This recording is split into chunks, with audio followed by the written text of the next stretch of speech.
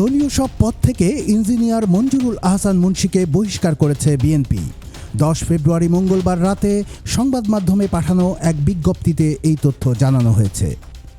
বিএনপির সিনিয়র যুগ্ম মহাসচিব অ্যাডভোকেট রুহুল কবির রিজভী স্বাক্ষরিত ওই বিজ্ঞপ্তিতে বলা হয়েছে, দলীয় নীতি, আদর্শ এবং সংগঠন পরিপন্থী বক্তব্য ও কার্যকলাপের জন্য বিএনপির জাতীয় নির্বাহী কমিটির সদস্য ইঞ্জিনিয়ার মঞ্জুরুল আহসান মুন্সিকে বিএনপির প্রাথমিক সদস্য পদসহ দলীয় সব পর্যায়ের পদ থেকে বহিষ্কার করা হয়েছে।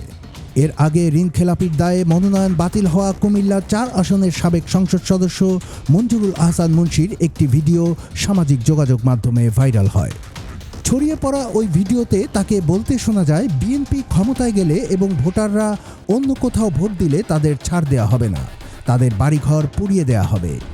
আপনারা অন্য দলকে ভোট দেন, আমি কিন্তু আপনাদের কাউকে ছাড়বো না। ঘর বাড়ি সব পুরায়া সরকার করে দেবো। আমি কিন্তু কথা খুব পরিষ্কার ভাবে বলতেছি, এটা মনে করেন আমি ভয় দেখাচ্ছি।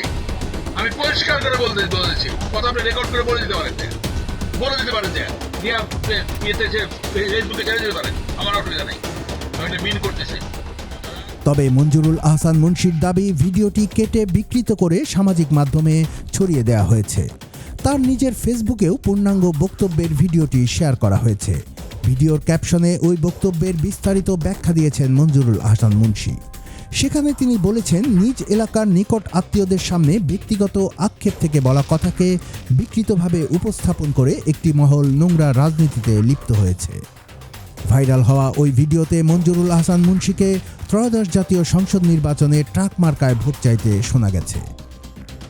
এ বিষয়ে কুমিল্লা উত্তর জেলা বিএনপির সদস্য সচিব AFM তারেক মুন্সি গণমাধ্যমকে বলেন, মঞ্জুরুল আহসান মুন্সি যে বক্তব্য দিয়েছেন সেটি একান্তই তার ব্যক্তিগত, এর দায়ভারও দলের নয়। আমাকে যেন অপমানিত না হইতে হয়, আমি যদি অপমানিত হই সে অপমানের স্রোত কিন্তু আমি ওইভাবেই যাবো। ঠিক আছে না? কুমিল্লার কাগজ, নিউজ ডেস্ক।